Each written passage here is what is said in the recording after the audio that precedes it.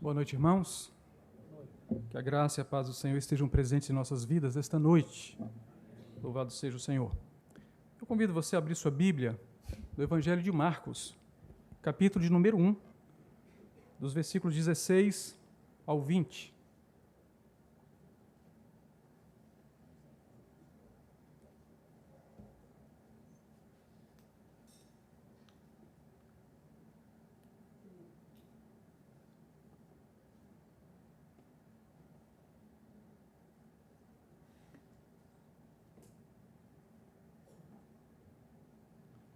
Repita, Evangelho de Marcos, capítulo 1, versículos 16 ao 20.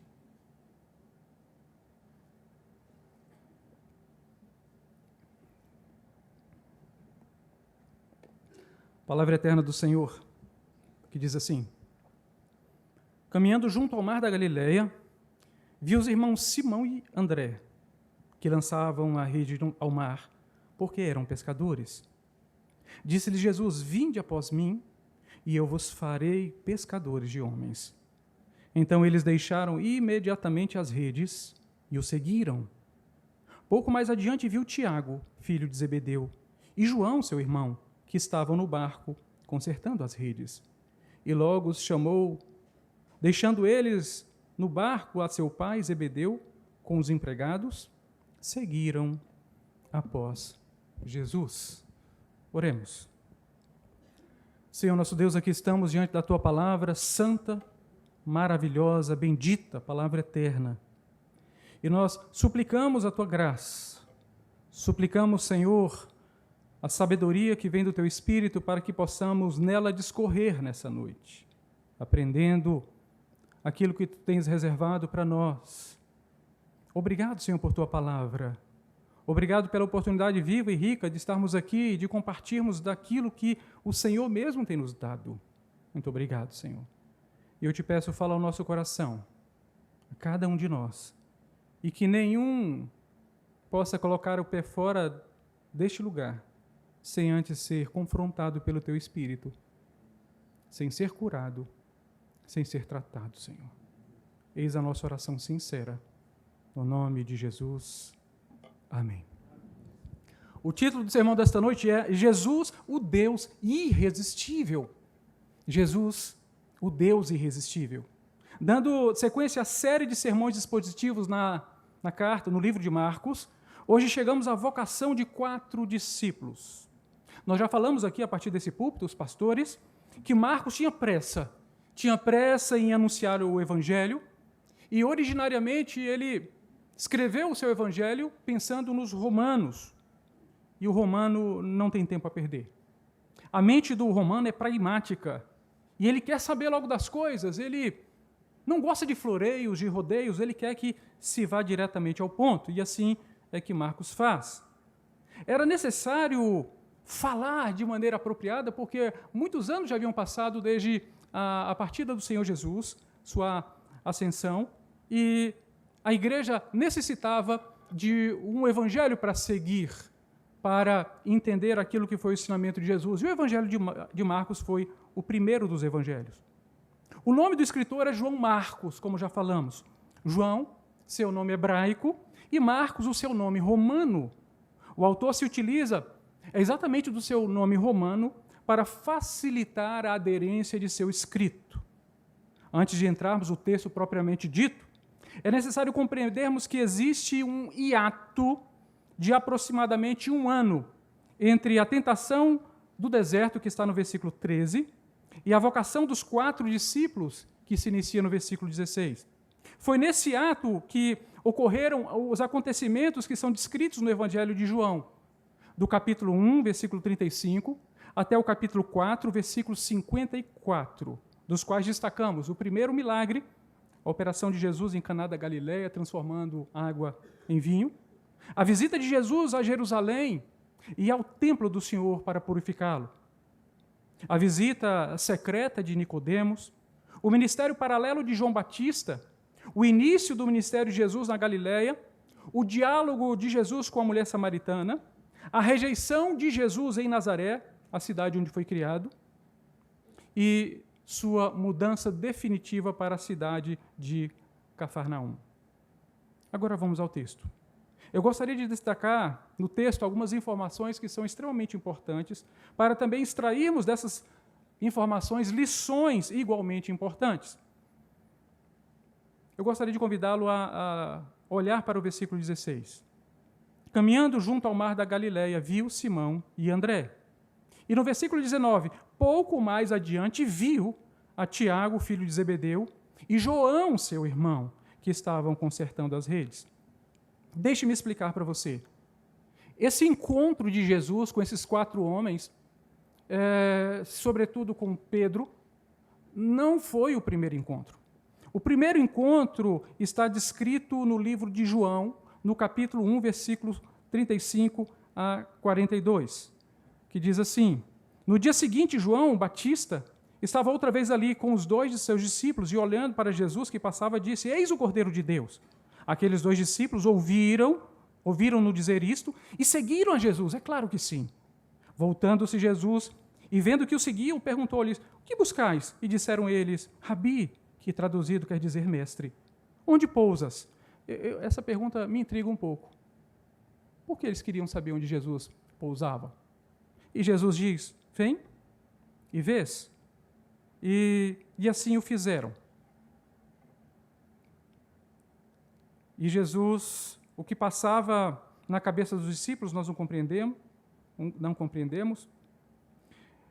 E Jesus respondeu: Vinde e vereis. Foram, pois, e viram onde pousava e passaram o dia com ele. Era cerca da hora 10ª, 4 horas da tarde. André, irmão de Simão Pedro, era um dos 2 que ouviram João falar e que seguiram Jesus. E ele achou primeiro a seu irmão Simão e disse-lhe: Havemos achado o Messias, que traduzido quer dizer Cristo, e levou-o a Jesus. Jesus, fixando nele o olhar, disse: Tu és Simão, filho de João, tu serás chamado Cefas, que quer dizer Pedro. Entendam, 2 dos discípulos de João Batista, sabemos que um era André e o outro possivelmente era o próprio João, o discípulo amado.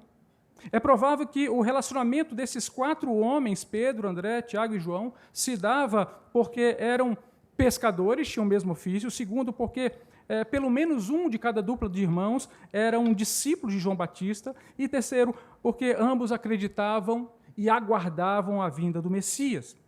Então, João relatou o primeiro encontro de Jesus com Pedro e com André, um encontro, eu acredito, de conversão simplesmente. Não mais que isto, porque ambos, Pedro e André, voltaram à vida comum, dedicando-se à pescaria.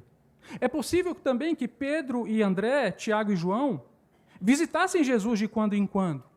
Era bem provável que eles iam até Jesus para ouvi-lo falar em seus sermões e que já teriam testemunhado algumas curas, alguns milagres operados por Jesus. Era bem provável que Pedro já tivesse até recebido Jesus em sua casa em Cafarnaum como sendo um hóspede.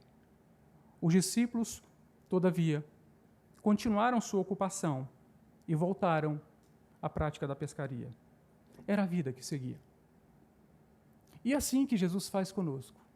Ele vem ao nosso encontro, ele se revela a cada um de nós, ele se dá a conhecer, e nós vamos seguindo com a nossa vida. Outrora não conhecíamos, mas agora conhecemos. E aqui então chegamos ao relato de Marcos. Repito, depois de quase 1 ano do relato da tentação, aqui Jesus vai vocacionar seus primeiros 4 discípulos. Perceba que aquele encontro de Jesus, que caminhava junto ao mar da Galileia, tinha um propósito bem definido, não foi um encontro ao acaso. Jesus se dirigia àqueles 4 homens para chamá-los ao ministério. Há um primeiro chamado para a conversão, e depois há um segundo chamado para o ministério. E é assim que Jesus opera na vida desses homens. Marcos afirma que Jesus viu Simão e André, assim como também viu Tiago e João. Jesus é o Deus que vê. E Jesus está vendo nesse exato momento. Ao contrário dos ídolos que são descritos no Salmo 115, versículos 5 a 7, Jesus vê Jesus fala, Jesus anda. É o Deus vivo. Os ídolos, diz o Salmo, os ídolos deles são prata e ouro, obra da mão de homens. Tem boca, mas não falam. Tem olhos, mas não veem. Tem ouvidos, mas não ouvem. Tem nariz, mas não cheiram. Tem mãos, mas não apalpam. Tem pés, mas não andam. Nem som algum sai da sua garganta. Era diferente do Deus que caminhava sobre a areia, que via e falava. O Deus que andava. Ora, Jesus via. Mas se Jesus é o Deus que vê, será que Jesus, então, não via que aqueles homens estavam ocupados demais? O relato de Lucas desse encontro vai nos apresentar a pesca maravilhosa. Os homens haviam pescado a noite toda, mas não haviam apanhado peixe algum. E por isso estavam frustrados naquela manhã. E agora estavam cansados. Será que Jesus não viu que aqueles homens estavam cansados demais? Será que Jesus não viu que aqueles homens estavam desejando talvez ir para casa para descansar, para se prepararem para voltar mais tarde? Porque nenhum peixe haviam pegado. Será que Jesus não entendia que aqueles homens precisavam consertar suas redes? Que era o objeto do ganha-pão deles? Será que Jesus não viu que eles precisavam se preparar novamente para a jornada? Será que Jesus não viu que aqueles homens não tinham tempo a perder? É claro que sim. Jesus conhecia muito bem a ocupação daqueles homens e foi até onde estavam para vocacioná-los. Jesus vocaciona pessoas que estão ocupadas. Talvez hoje você diga para Jesus que está ocupado demais para segui-lo. Talvez você até diga que está cansado demais.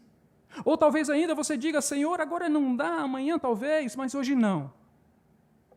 Mas não foi isso que aqueles homens falaram. Ao ouvir o convite de Jesus, eles deixaram tudo e o seguiram. Por que nós insistimos tantas vezes, de que não temos tempo para nos dedicarmos às coisas do Senhor? Senhor, olha para a minha ocupação. Senhor, olha para o que eu faço, eu tenho tanta coisa a fazer. No meu trabalho, na minha família, onde eu estudo, onde eu moro, enfim, tantas coisas, Senhor, eu não tenho tempo. Por que nós continuamos insistindo nisso? Por que nós continuamos insistindo a não dar ao Senhor o tempo que lhe é devido? Mas aqueles homens ouviram Jesus chamar e o seguiram. Segundo, no versículo 17, encontramos a expressão, vinde após mim que vos farei pescadores de homens. Aqui encontramos um convite e uma garantia. O convite, vinde após mim. E a garantia, eu vos farei pescadores de homens. Jesus, então, se vale de uma expressão comum na linguagem profética do Antigo Testamento. Homens pescando homens. Eu gostaria que você acompanhasse comigo a leitura de alguns versículos que vão nos apresentar exatamente essa ideia, para que depois nós pudéssemos reparar no sentido do texto. Jeremias capítulo 16, versículo 16.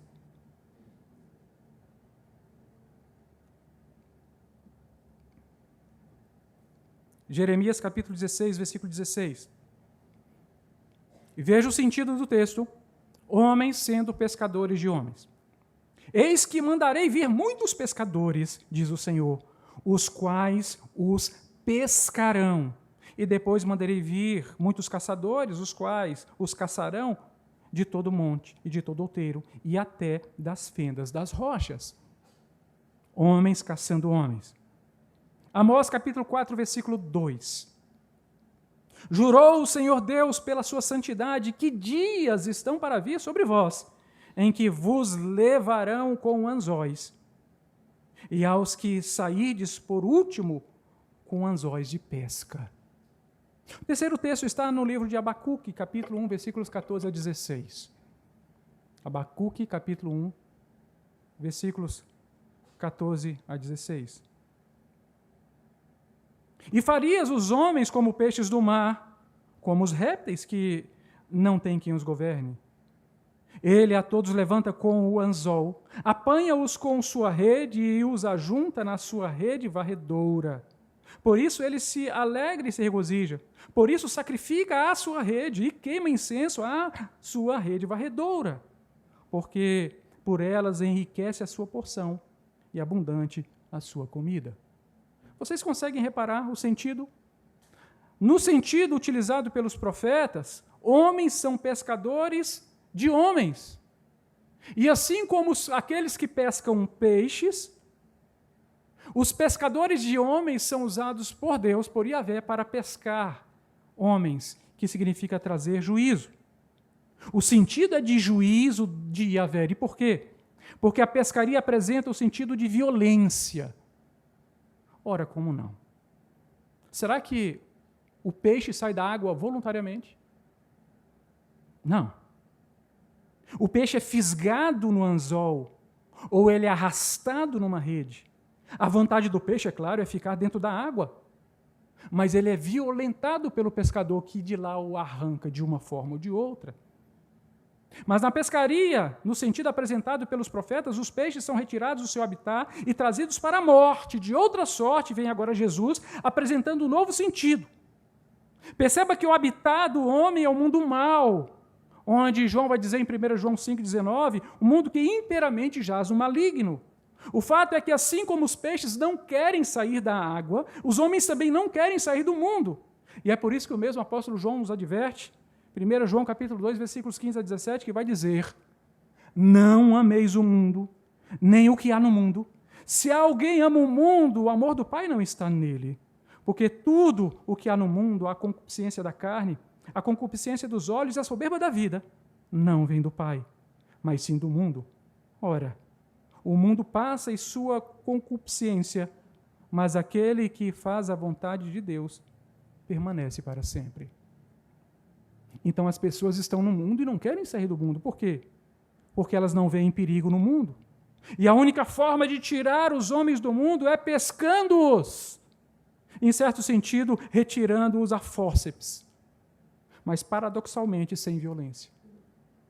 É isso que o Senhor faz, é isso que o Senhor faz quando o Espírito Santo vem ao nosso coração e nos convence. E torna o nosso coração, que era inclinado para o mal, para o pecado, para a desobediência, para a inimizade com Deus, e agora se torna voltado para a obediência, para o amor do Pai. E é isso que está acontecendo. O homem não consegue ver o perigo do mundo, o perigo que está ao seu redor. O homem natural odeia todas as coisas que Deus ama e odeia o próprio Deus e foge da presença de Deus. Agora era necessário que aqueles 4 pescadores aprendessem novas estratégias. Na pescaria comum, o peixe é capturado de 2 formas, ou por meio do anzol, ou por meio da rede. Mas, para que o peixe possa fisgar o anzol, é necessário uma isca. E o que é uma isca? A isca é um engodo, um chamariz que se fixa no anzol para atrair e capturar os peixes. E o que mais? Na pescaria do Evangelho, não existe a isca do engodo, mas a verdade eterna da palavra do Senhor. Na pescaria comum, nós encontramos a rede de pesca. E o que é a rede de pesca, senão malhas de tamanho menor que a dimensão dos peixes, e são usadas para capturá-los por arrasto. E é uma violência que se faz ao peixe. Na pescaria do Evangelho, as malhas das redes são como laços de amor, como diz o profeta Oséias, capítulo 11, versículo 4, atraí-os com cordas humanas e com laços de amor.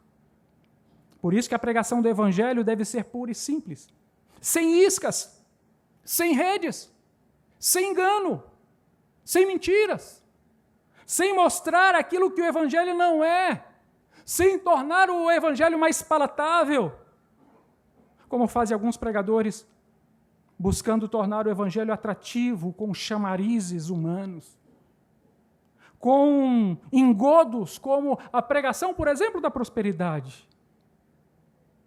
Mas quanto a nós pregaremos o Evangelho. Louvado seja o Senhor. Observe comigo o versículo 16. Vos farei pescadores de homens, é a garantia do Senhor. Ali, às margens do lago de Genezaré, o chamado Mar da Galileia, iniciava uma caminhada de aprendizado de Pedro, André, Tiago e João. Começariam a aprender, começariam a se esforçar. Aqueles homens sabiam muito sobre pescaria, se você o chamasse talvez para dar uma palestra sobre isso, o fariam com muita facilidade.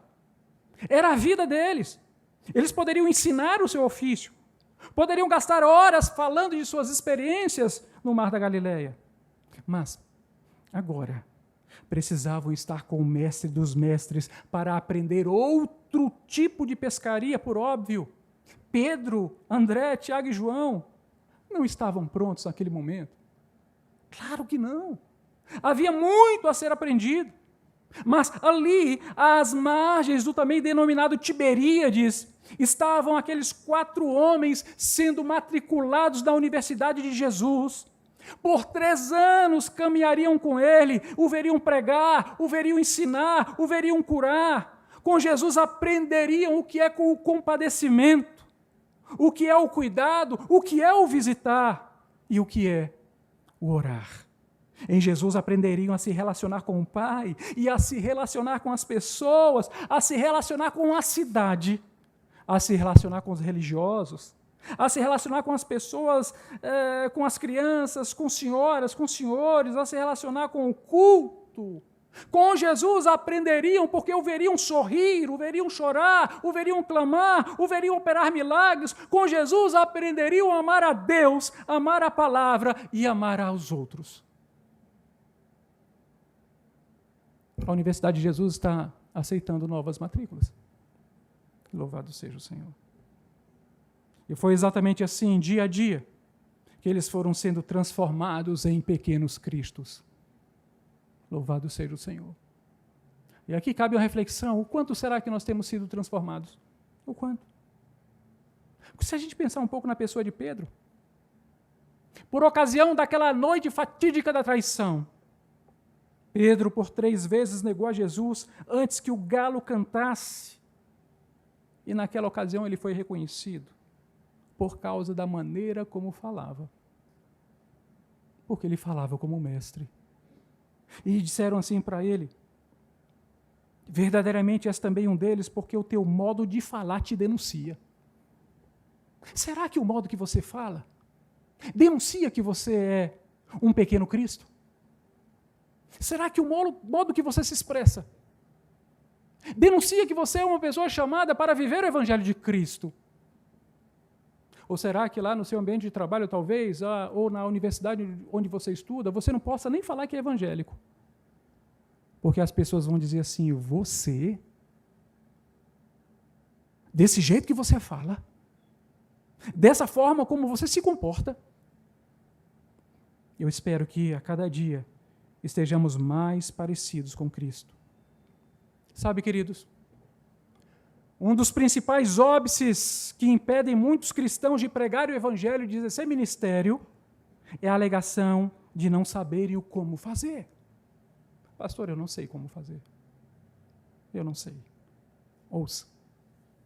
Pedro, Tiago, André e João conheciam muito bem o ofício da pescaria, mas agora era necessário aprender com Jesus a serem pescadores de homens. E eles, ao convite, disseram para Jesus: tudo bem, Senhor, nós te seguiremos, nós nos esforçaremos para aprender. Nós queremos aprender contigo, Senhor. Tudo o que sabemos é pescar peixes, mas nós queremos aprender tudo que o Senhor tem para nos ensinar. E sabe de uma coisa? Jesus foi paciente, muito paciente com os discípulos, até que eles aprendessem. E eu quero dizer para você, Jesus será paciente contigo também. Ele tem toda a paciência. Jesus está dizendo para você: eu vou te ensinar. E eu vou repetir a lição 1, 2, 10 vezes, e quantas vezes forem necessárias, para que você aprenda a ser um pescador de homens. Aqueles homens, queridos irmãos, com os demais discípulos, evangelizaram o mundo de sua época enfrentaram tribunais humanos com todas as suas autoridades e sempre tinham algo do Senhor para falar. Porque apresentaram o seu coração a Jesus para aprender. O seu coração é ensinável também? Sim? Ou não? Ou você nasceu assim, quer ser sempre assim? Eu não vou mudar, eu não vou melhorar, não. Quem quiser me aceitar, me aceite como eu sou. Não, o cristão. O cristão tem que dizer, Senhor, trabalha na minha vida, trabalha no meu coração, trabalha na minha história, trabalha na minha família, todos os dias. Muda a minha forma de ser, de agir, de pensar, de falar. Porque eu quero ser parecido com o Senhor. Louvado seja o Senhor. Você crê que Jesus possa de verdade te ensinar? Sim! E se crê porque não se apresenta para aprender. Hoje de manhã, na escola bíblica dominical, eu falava de uma pessoa que dizia assim, eu quero chegar na igreja, me assentar e receber. Eu quero receber. Receber do sermão, receber das pessoas que estão à frente, e depois quero me levantar e ir para casa. Conveniente, não? Simples. Será que Jesus falaria, servo bom e fiel? Ou não? Será que ao final deste ano, do ano em que nós nos encontramos, será que nós somos mais aptos do que no ano passado? Ou não? Veja o versículo 18 comigo, queridos. A palavra do Senhor que diz, então, eles deixando imediatamente as suas redes, o seguiram. E no versículo 20, e logo chamou, eles deixando seu pai Zebedeu no barco com os empregados, o seguiram. Perceba que o advérbio imediatamente aparece explicitamente no versículo 18 e de forma implícita no versículo 20. Todos aceitaram a voz, o convite de Jesus imediatamente, os 4 discípulos. Já o verbo seguiram aparece explicitamente nos 2 versículos. Seguiram. De forma imediata, Pedro, André deixaram as redes. De forma imediata, Tiago e João deixaram as redes, inclusive o próprio pai, Zebedeu. De forma imediata. Não amanhã, não depois. Logo, imediatamente. E por que deixaram? Porque queriam seguir a Jesus. Mas eu quero chamar a atenção de você para esse versículo, para esse verbo. O verbo seguiram. O tempo verbal no grego koiné, no original, é o ariosto. Não existe na nossa língua. Indica uma ação pontilinear. E eu vou te explicar. O que é isto? Uma ação sem limitação de tempo. Trata-se de algo que aconteceu num determinado ponto, por isso pontual, mas se arrasta para o futuro, para a vida que segue. Linear. Ponte linear. É difícil entendermos um pouco porque o ariosto não existe na nossa língua, no português. Aliás, não existe nas línguas modernas. Por exemplo, em português nós dizemos assim, marido e esposa deixaram os filhos na casa dos avós. Se nós falamos marido e esposa deixaram os filhos na casa dos avós, em português, o que a gente vai entender? Que marido e esposa deixaram seus filhos na casa dos avós porque iriam sair, talvez, para um jantar romântico do casal, mas que logo em seguida retornariam para buscar. Compreende?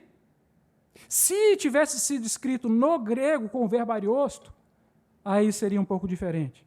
Seria marido e esposa deixaram os filhos na casa dos avós para nunca mais. Chutaram o pau da barraca, não querem mais saber de filhos, entregaram para os pais, não dão conta das crianças, estão aqui, vamos embora. Então, quando os discípulos resolveram seguir Jesus, deixar as redes, o fizeram para sempre. Você está compreendendo? É o que o Senhor diz, que todo aquele que coloca a mão no arado não pode olhar para trás. Porque se olhar para trás não é digno. A ação aqui é pontual porque ocorre algum tempo lá no nosso passado, lá na nossa história, mas se arrasta para a eternidade. Louvado seja o Senhor. Sim, pastor, entendemos agora o uso do verbo, mas não entendemos ainda a razão. Porque eles deixaram as redes, deixaram o lindo mar da Galileia. Gente, um dos lugares mais fascinantes que eu já conheci. O lugar que eu mais senti a presença de Deus foi no mar da Galileia. Nem mesmo no Jardim do Sepulcro eu senti tanta presença do Senhor. Sei por quê. Mas é lindíssimo ir deixar o mar da Galileia para homens que viveram o ofício de pescadores a sua vida inteira. Não era coisa qualquer. Mas deixa eu te explicar melhor lendo a informação exordial, que diz assim: caminhando junto ao mar da Galileia estava Jesus. Caminhando junto ao mar da Galileia estava o Messias. Caminhando junto ao mar da Galileia estava o Filho de Deus. Caminhando junto ao mar da Galileia estava Deus. Caminhando junto ao mar da Galileia estava o Rei dos Reis. Estava o Senhor dos Senhores, estava o soberano das nações, estava o Criador. Caminhando junto ao mar da Galileia estava o sustentador de todas as coisas. Caminhando junto ao mar da Galileia estava Yahvé. Era o próprio Deus caminhando junto ao mar da Galileia, o Deus Todo-Poderoso. Percebe o que estava acontecendo ali? Como então, ora, Pedro, André, Tiago e João poderiam ouvir a doce voz do Senhor Jesus e permanecerem inertes? Você permaneceria? Deixe-me falar para vocês sobre duas doutrinas das mais lindas, que são muito importantes para a teologia reformada. A primeira se chama graça irresistível e a segunda, vocação eficaz. Uma está vinculada diretamente à outra. Se eu perguntasse a você, preste atenção, se eu perguntasse a você, o homem pode resistir a Deus, o que você diria? Sim ou não? Vou perguntar de novo. O homem pode resistir a Deus? É sim ou é não? Sim. A resposta é sim. Aliás, os homens estão resistindo a Deus o tempo todo, porque eles estão mortos em delitos e pecados.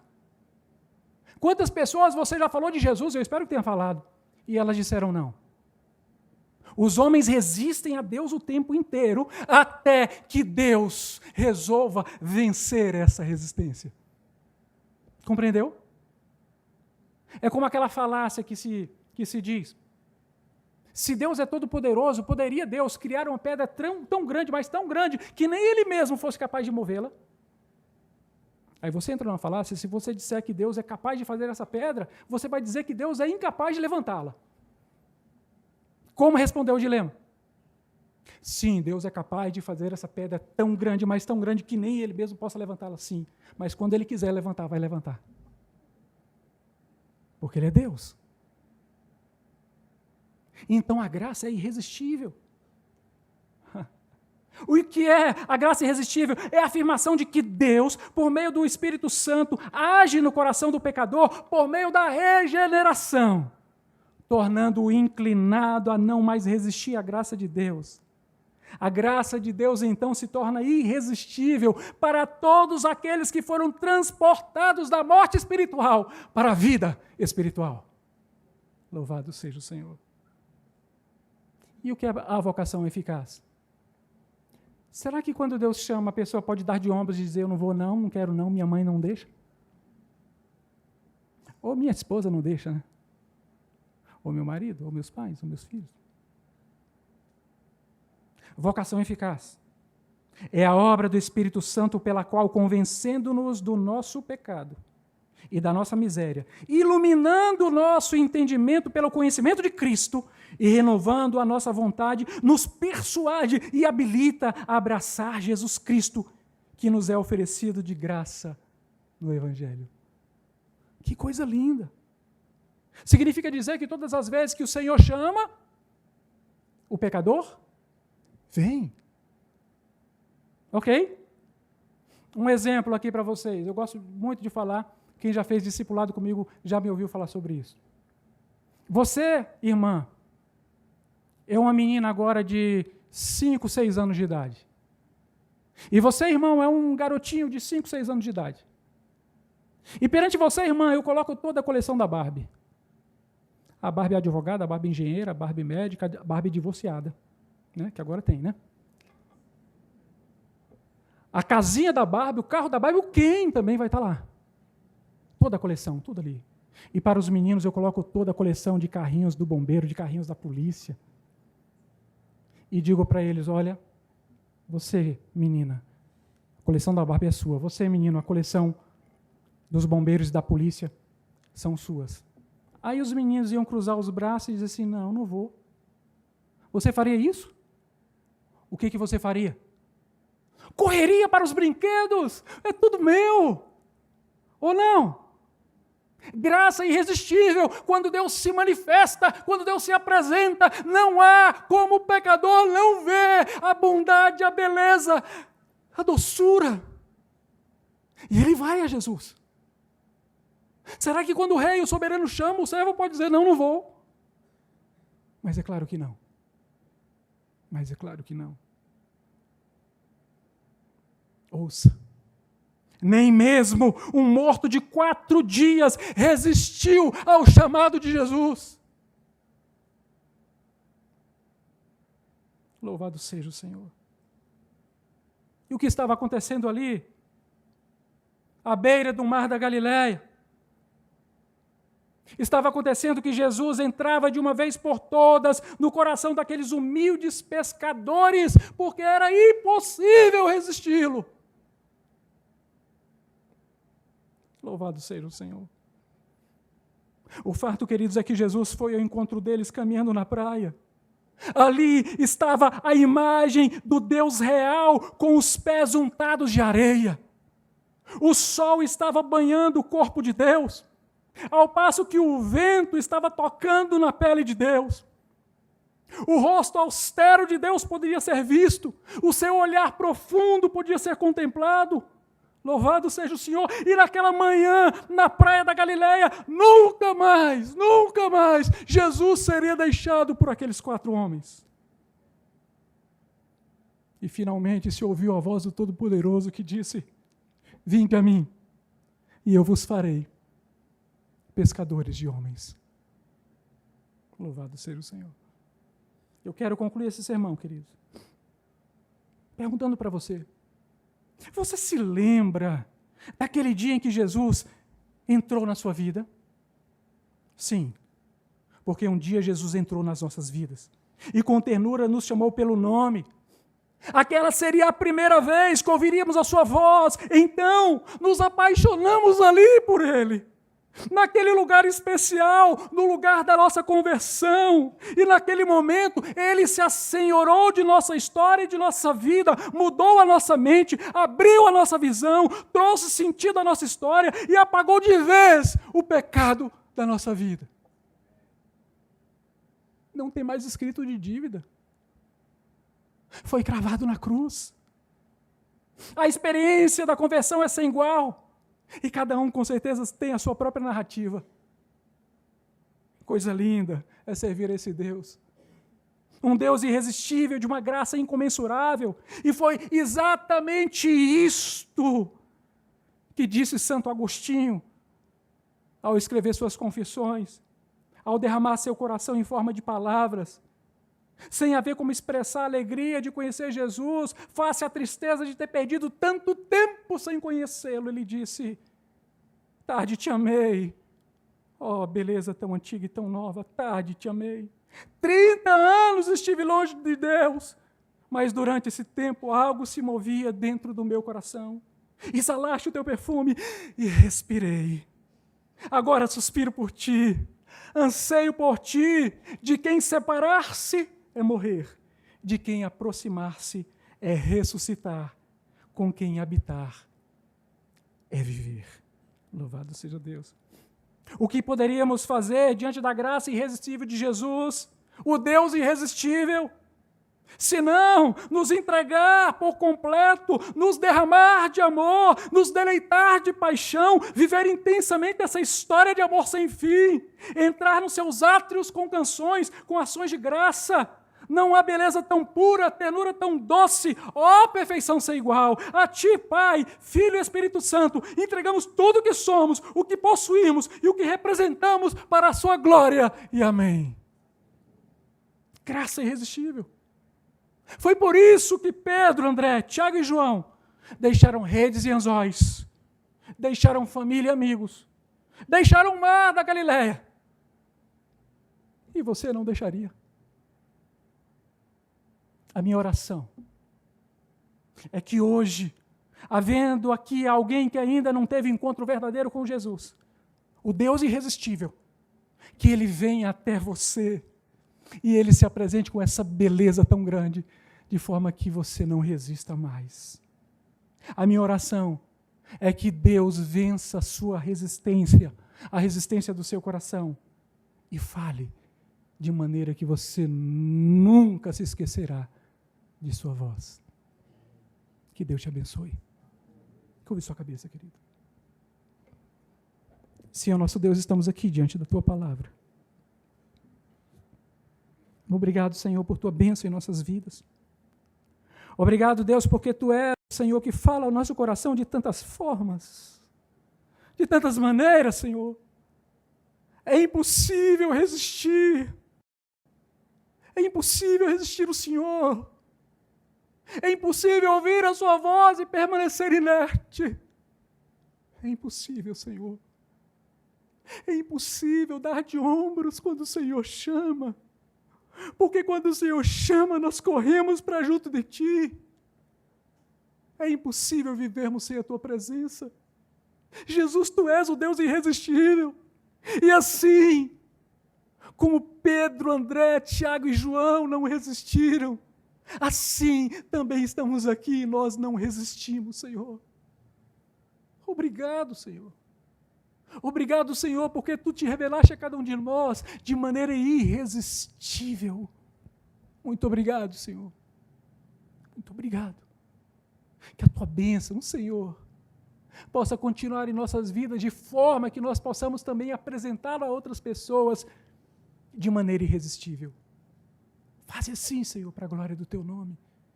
E abençoa essas pessoas que aqui estão, Senhor. Eu sei que o Teu Espírito tem falado com Sua igreja.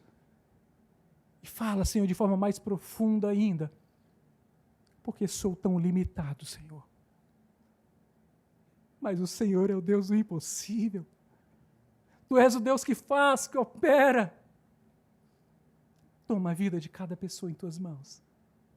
Tu, Jesus, o Deus irresistível. E é em Teu nome que oramos. No nome de Jesus. Que Deus os abençoe, queridos.